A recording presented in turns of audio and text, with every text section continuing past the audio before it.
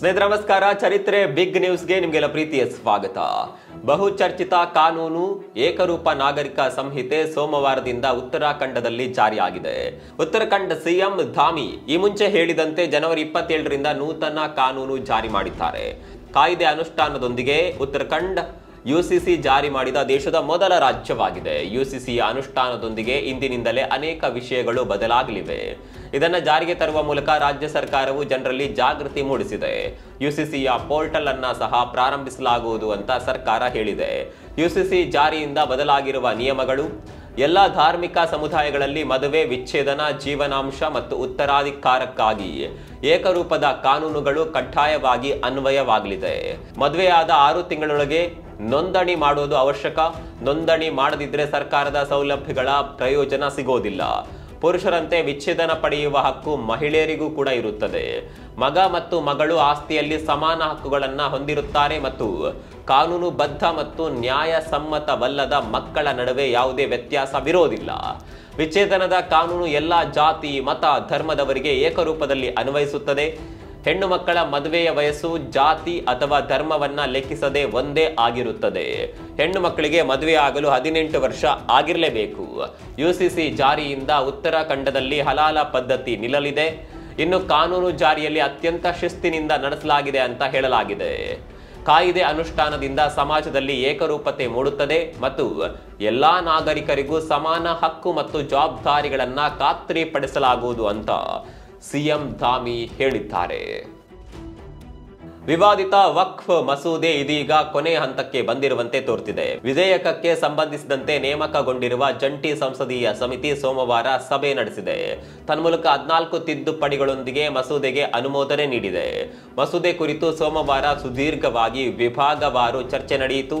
ಮಸೂದೆಯನ್ನ ಬದಲಿಸಲು ವಿರೋಧ ಪಕ್ಷದ ಸಂಸದರು ಹಲವು ತಿದ್ದುಪಡಿಗಳನ್ನ ಮಂಡಿಸಿದ್ದಾರೆ. ಹೀಗಾಗಿ ವಕ್ಫ್ ಮಸೂದೆಯ ಎಲ್ಲಾ ತಿದ್ದುಪಡಿಗಳ ಬಗ್ಗೆ ಚರ್ಚಿಸಲಾಯಿತು ಅಂತ ಜೆಪಿಸಿ ಮುಖ್ಯಸ್ಥ ಜಗದಂಬಿಕಾ ಪಾಲ್ ಹೇಳಿದ್ದಾರೆ. ಇನ್ನು ಜೆಪಿಸಿ ಅನುಮೋದನೆ ನೀಡಿರುವ ತಿದ್ದುಪಡಿ ಮಸೂದೆಯನ್ನ ಬಜೆಟ್ ಅಧಿವೇಶನದ ಆರಂಭದಲ್ಲಿ ಸಂಸತ್ತಿನಲ್ಲಿ ವರದಿ ಮಂಡಿಸುವ ಸಾಧ್ಯತೆ ಇದೆ ಎನ್ನಲಾಗ್ತಿದೆ. ಇನ್ನು ದೆಹಲಿ ಚುನಾವಣೆ ಹಿನ್ನೆಲೆಯಲ್ಲಿ ವಕ್ಫ್ ಮಸೂದೆಯನ್ನ ತರಾತುರಿಯಲ್ಲಿ ಮಂಡಿಸಲು ಸಿದ್ಧತೆ ನಡೆಸಲಾಗಿದೆ ಎನ್ನುವ ಆರೋಪವನ್ನ ಜಗದಂಬಿಕಾ ಪಾಲ್ ತಳ್ಳಿ ಹಾಕಿದ್ದಾರೆ. ಕಳೆದ 6 ತಿಂಗಳಿಂದ ನಿರಂತರವಾಗಿ ಸಭೆಗಳನ್ನು ನಡೆಸಲಾಗುತ್ತಿದೆ. ಇಲ್ಲಿವರೆಗೆ 34 ಸಭೆಗಳು ನಡೆಸಲಾಗಿದೆ. ಸೋಮವಾರ ನಡೆದ ಸಭೆ 35ನೇ ಸಭೆಯಾಗಿದೆ ಅಂತ ಜಗದಂಬಿಕಾ ಪಾಲ್ ತಿಳಿಸಿದ್ದಾರೆ. ಇನ್ನು ಇತ್ತ ವಿಪಕ್ಷಗಳು ಜೆಪಿಸಿ ನಿರ್ಧಾರಕ್ಕೆ ಅಸಮಾಧಾನ ವ್ಯಕ್ತಪಡಿಸಿವೆ. ತಿದ್ದುಪಡಿ ವಿಧೇಯಕಕ್ಕೆ ಅಂಗೀಕಾರ ನೀಡಿರುವುದು ವ್ಯವಸ್ಥೆಯ ವಿಡಂಬನೆ ಅಂತ ಟೀಕಿಸಿವೆ. ಒಟ್ಟಿನಲ್ಲಿ ಹಲವು ದಿನಗಳಿಂದ ತೀವ್ರ ಕುತೂಹಲ ಸೃಷ್ಟಿಸಿದ್ದ ವಕ್ಫ್ ಮಸೂದೆ ಜಂಟಿ ಸಂಸದೀಯ ಸಮಿತಿಯಿಂದ ಅನುಮೋದನೆಗೊಂಡಿದೆ. ಏನೇನಿದ್ದರೂ ಸಂಸತ್ತಿನಲ್ಲಿ ಒಪ್ಪಿಗೆಯ ಮುದ್ರೆಯೊಂದೇ ಬಾಕಿ ಇದೆ. ಗಣರಾಜ್ಯೋತ್ಸವ ದಿನದಂದೇ ಅಮೃತ್ಸರ್ನಲ್ಲಿ ಬಾಬಾ ಸಾಹೇಬರ ಪ್ರತಿಮೆ ಧ್ವಂಸಗೊಳಿಸಲಾಗಿದೆ.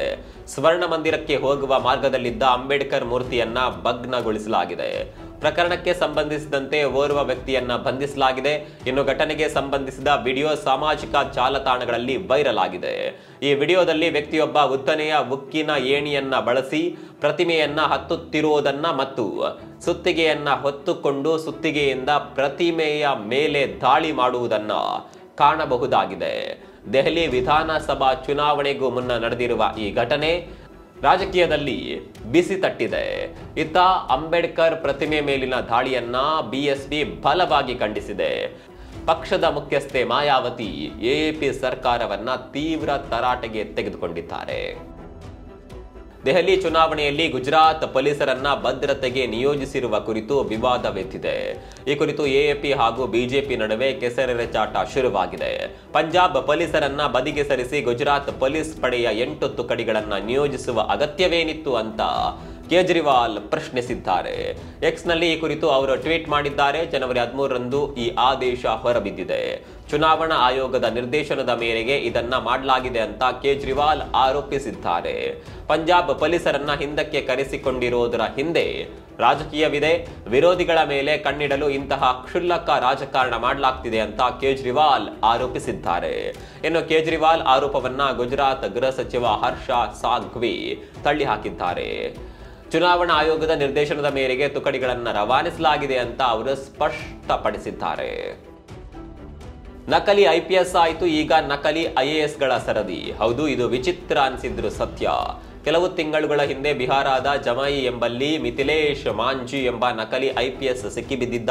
ಇದೀಗ ದರ್ಬಾಂಗ್ನಲ್ಲಿ ನಕಲಿ IAS ಗಳನ್ನ ಪೊಲೀಸರು ಬಂಧಿಸಿದ್ದಾರೆ. ತನ್ನನ್ನ ಸಮಸ್ತಿಪುರದ ADM ಎಂದು ಹೇಳಿಕೊಂಡಿದ್ದ ಅಭಿನವ್ ಎನ್ನುವ ವ್ಯಕ್ತಿ ರೆಸಾರ್ಟ್ ಒಂದರಲ್ಲಿ ಯಾಮಾರಿಸಲು ಹೋಗಿ ಸಿಕ್ಕಿಬಿದ್ದಿದ್ದಾನೆ. ಅಂದಹಾಗೆ ರೆಸಾರ್ಟ್ಗೆ ತಮ್ಮ ಸ್ನೇಹಿತರು ಸಾಂಸ್ಕೃತಿಕ ಕಾರ್ಯಕ್ರಮಕ್ಕೆ ಬರುತ್ತಾರೆ, VIP ಸೌಲಭ್ಯ ಕಲ್ಪಿಸಬೇಕು ಅಂತ ರೆಸಾರ್ಟ್ ಸಿಬ್ಬಂದಿಗೆ ಹೇಳಿದ್ದಾನೆ. ವಿಚಿತ್ರ ಅಂದ್ರೆ ಹೀಗೆ ರೆಸಾರ್ಟ್ಗೆ ಬಂದಿದ್ದ ವ್ಯಕ್ತಿ ಮದ್ಯದ ಅಮಲ್ನಲ್ಲಿ ಇದ್ದಿದ್ದು ಸಿಬ್ಬಂದಿಗೆ ಗೊತ್ತಾಗಿದೆ. ಕೂಡಲೇ ಸಮಸ್ತಿಪುರದಲ್ಲಿ ವಿಚಾರಿಸಿದಾಗ ಸಮಸ್ತಿಪುರದಲ್ಲಿ ಅಭಿನವ್ ಎಂಬ ಹೆಸರಿನ ಯಾವುದೇ ADM ಇಲ್ಲದಿರುವುದು ತಿಳಿದು ಬಂದಿದೆ. ಅಲ್ಲದೆ ವ್ಯಕ್ತಿ ಯಾವುದೇ ಗುರುತಿನ ಚೀಟಿ ತೋರಿಸದಿದ್ದಾಗ ರೆಸಾರ್ಟ್ನ ನಿರ್ವಾಹಕರು ಪೊಲೀಸರಿಗೆ ಮಾಹಿತಿ ನೀಡಿದ್ದಾರೆ. ಘಟನೆಯಲ್ಲಿ 4 ಬಂಧಿಸಲಾಗಿದೆ, 3 ಸ್ಥಳದಿಂದ ಪರಾರಿಯಾಗಿದ್ದಾರೆ. ಸೋಂಕಿ ಪೊಲೀಸ್ ಠಾಣೆ ವ್ಯಾಪ್ತಿಯಲ್ಲಿ ಈ ಘಟನೆ ನಡೆದಿದೆ. ತನ್ನ ಕಣ್ಣುಗಳ ಮೂಲಕವೇ ವೈರಲ್ ಆಗಿರುವ ಪ್ರಯಾಗ್ರಾಜ್ನಲ್ಲಿ ರುದ್ರಾಕ್ಷಿ ಮಾಲೆ ಮಾರುವ ಯುವತಿ ಮೊನಾಲಿಸಾ ಈಗ ಕಣ್ಣೀರು ಹಾಕಿದ್ದಾಳೆ. ತನ್ನ ಇನ್ಸ್ಟಾಗ್ರಾಮ್ ಐಡಿಯನ್ನ ಹ್ಯಾಕ್ ಮಾಡಿರುವ ಕುರಿತು ಬೇಸರ ಹೊರಹಾಕಿದ್ದಾಳೆ. ಯಾರೋ ಕಿಡಿಗೇಡಿಗಳು ತನ್ನ ಇನ್ಸ್ಟಾ ಐಡಿಯನ್ನ ಹ್ಯಾಕ್ ಮಾಡಿದ್ದಾರೆ. ಹೀಗಾಗಿ ನಾನು ತನ್ನ ತಂದೆಯ ಮೊಬೈಲ್ ತೆಗೆದುಕೊಂಡು ಹೊಸ ಐಡಿ ರಚಿಸಿದ್ದೇನೆ. ಹೀಗಾಗಿ ಈ ಹೊಸ ಐಡಿ ಅನುಸರಿಸುವಂತೆ ಜನತೆಯಲ್ಲಿ ವಿನಂತಿಸಿಕೊಂಡಿದ್ದಾಳೆ.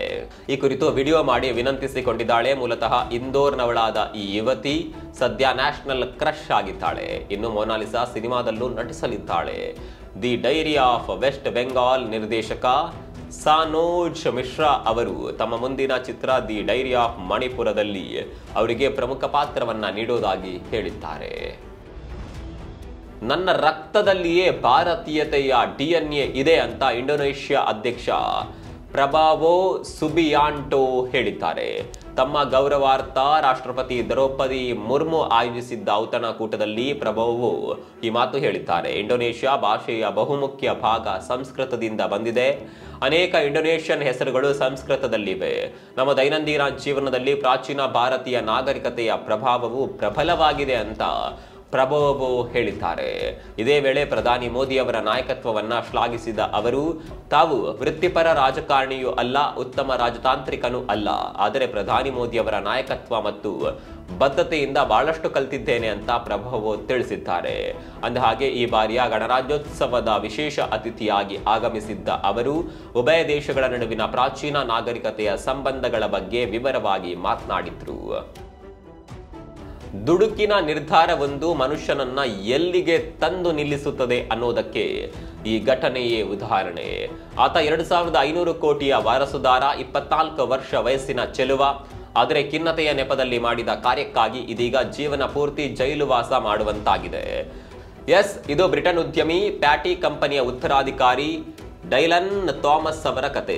ಸ್ವಂತ ಆಪ್ತ ಮಿತ್ರನನ್ನೇ ಬರ್ಬರವಾಗಿ ಕೊಲೆ ಮಾಡಿದ ಕಾರಣಕ್ಕಾಗಿ ಡೈಲನ್ ಥಾಮಸ್ ಜೀವಾವಧಿ ಶಿಕ್ಷೆಗೆ ಒಳಗಾಗಿದ್ದಾರೆ. ಅಂದಹಾಗೆ 2023 ಡಿಸೆಂಬರ್ 24ರಂದು ಡೈಲನ್ ಥಾಮಸ್ ತಮ್ಮ ಪರಮಾಪ್ತ ಮಿತ್ರ ವಿಲಿಯಂ ಬುಷ್ನನ್ನ ತನ್ನ ಮನೆಯಲ್ಲೇ ಕ್ರೂರವಾಗಿ ಕೊಲೆ ಮಾಡಿದ್ದ.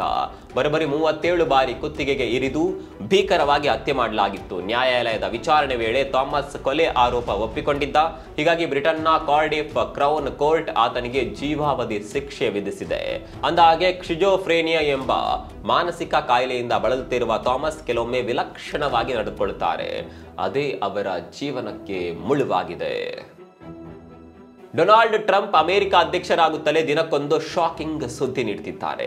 ಕೆನಡಾ ಬಳಿಕ ಇದೀಗ ಗ್ರೀನ್ಲ್ಯಾಂಡ್ ಮೇಲೂ ಟ್ರಂಪ್ ಕಣ್ಣು ಬಿದ್ದಿದೆ. ಗ್ರೀನ್ಲ್ಯಾಂಡ್ ಯಾವತ್ತಿಗೂ ಅಮೆರಿಕದ ಭಾಗ ಎಂದಿರುವ ಅವರು ಅಲ್ಲಿಯ ಜನರಿಗೆ ನಮ್ಮೊಂದಿಗಿರಲು ಇಷ್ಟ ಅಂತ ಹೇಳಿದ್ದಾರೆ. ವಿಶ್ವದ ಅತಿ ದೊಡ್ಡ ದ್ವೀಪವಾಗಿರುವ ಗ್ರೀನ್ಲ್ಯಾಂಡ್ ಡೆನ್ಮಾರ್ಕ್ನ ನಿಯಂತ್ರಣದಲ್ಲಿದೆ. ಅಲ್ಲಿ 55,000 ಜನ ವಾಸ ಮಾಡ್ತಾ ಇದ್ದಾರೆ. ಅವರು ನಮ್ಮೊಂದಿಗೆ ಬದುಕಲು ಬಯಸುತ್ತಿದ್ದಾರೆ ಅಂತ ಟ್ರಂಪ್ ಹೇಳಿಕೆ ನೀಡಿದ್ದಾರೆ.